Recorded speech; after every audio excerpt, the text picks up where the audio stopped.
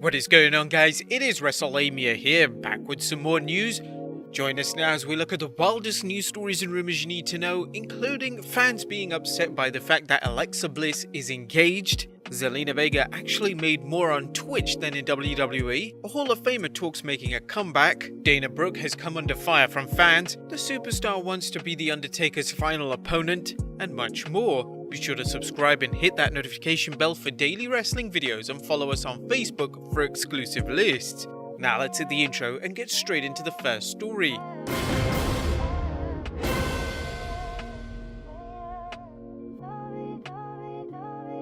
Now our first story looks at fans being upset that Alexa Bliss is engaged. Well, firstly, congratulations to Alexa Bliss, who announced that she and Ryan Cabrera are engaged. Bliss tweeted a picture of her fiancé down on one knee with the caption, "1 year ago, we said hello. Tonight, I said yes." The photo had the caption, "Tonight was the best night of my life, and it's just beginning." According to Ringside News' Felix Upton, Cabrera and Bliss met through friends. He is very close to The Miz and even appeared on Miz and Mrs. in the past. Currently, there's been no date set for the wedding, but it didn't take too long for a creep to show up on Twitter and turn Bliss's announcement into a sob story about how they were scammed into sending money to someone claiming to be Alexa Bliss. The fan posted screenshots of supposed conversations between him and Bliss, including statements that he sent money. The fan claims he sent thousands of euros to the person claiming to be Bliss. Naturally, the man's lament led to loads of laughs from other Twitter users who couldn't believe how naive the person was. Then again, there's still the story of a fan who dropped $500 on a cameo video in order to ask Bliss out, with Bliss graciously turning him down. Obviously, there are quite a few people who thought they actually had a chance with Bliss and are angry at the fact that she's getting married.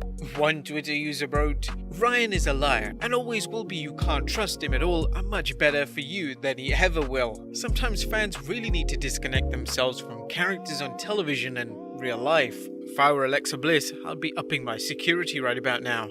Next up, Zelina Vega was making more outside WWE on Twitch and social media. Zelina Vega's release from the WWE is still sending shockwaves throughout the wrestling world, as fans and wrestlers believe Vega's vocal support for unionization led to the WWE canning her. While that seems likely, it's unknown where things will go on from here as far as Vega possibly suing the WWE. What's not unknown is that Vega was actually doing quite well for herself on third-party platforms like Twitch. In fact, Dave Meltzer recently talked about this on the Wrestling Observer Radio, revealing he had information that WWE women were making more money than men on third-party platforms like Twitch and Cameo, and that Vega was making more money from these platforms than she did in WWE. Meltzer stated, "So essentially, as everyone knows, the talent was given a time frame to get rid of their Twitch and Cameo accounts. During that time frame, Zelina Vega didn't get rid of it and she opened an OnlyFans account." The backstory on this, and it's funny because one person kind of told me when the thing went down that there are a couple of women that are making more money with their social media than they are making with WWE, and they're going to be real interesting, and one of those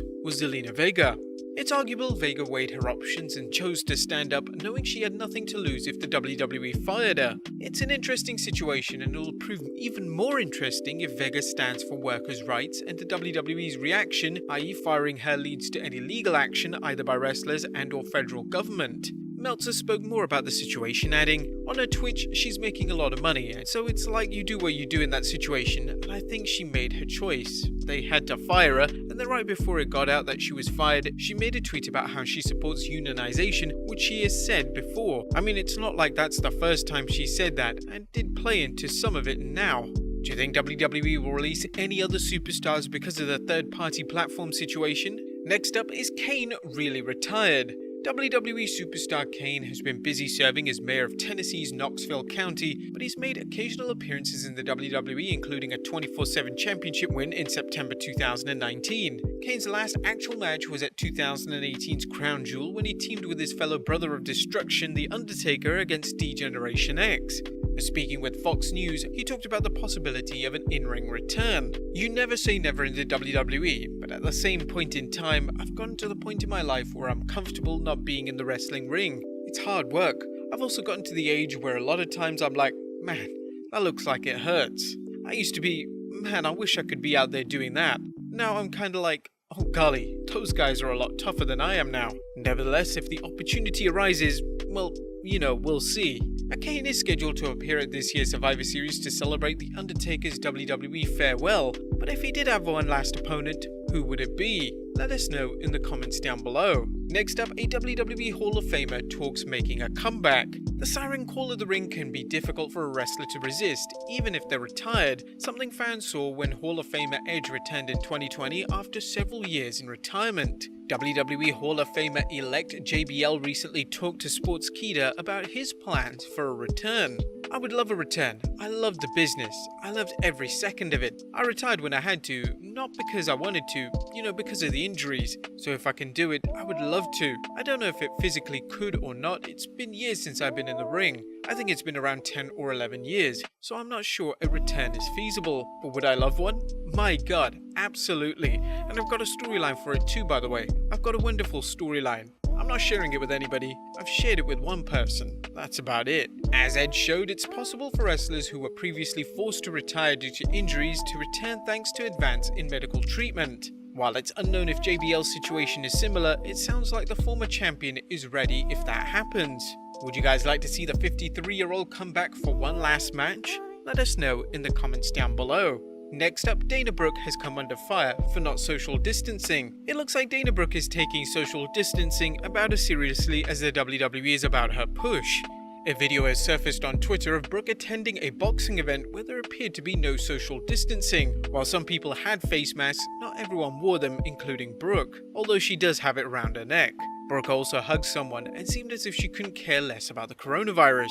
As the WWE deals with COVID outbreaks and COVID rates seem to be on the rise, it's more important than ever that superstars maintain social distancing to protect their fellow wrestlers. Next up are the Street Profits turning heel. Well, that seems to be a possibility based on the recent interaction between New Day member Big E and the Street Profits. In case you missed it, the Street Profits teased Big E about his New Day colleagues' Survivor Series Interbrand match against the Profits, talking of serving up food with big L's, as in losers. Big E replied by calling the Profits New Day Light, New Day Knockoff, and Great Value New, which Ford and Dawkins did not take well. Could the Street Profits' resentment of this comparison lead to a heel turn? Well, we'll have to wait until Survivor Series to find out. Next up, The Undertaker defends Vince McMahon. The Undertaker's big farewell ceremony is coming at Survivor Series, but even though the Phenom claims he's retired, he's also hinted that he'd returned if Vince McMahon asked him to. This has led to some fans criticizing Vince for not letting the American badass enjoy retirement and not force him to wrestle when his body is beat up.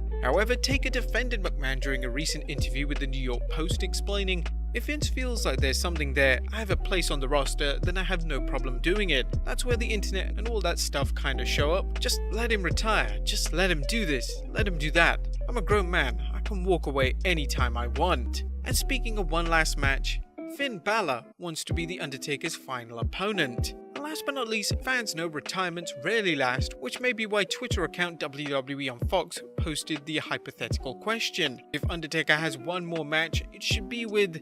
Finn Balor liked the comment, then posted a picture of a fantasy match between The Undertaker and Finn's alter ego, The Demon. Would that be a match you'd want to see? Let us know in the comments down below, subscribe if you haven't already, follow us on Instagram and Facebook for exclusive lists, and I'll see you next time with some more wrestling content.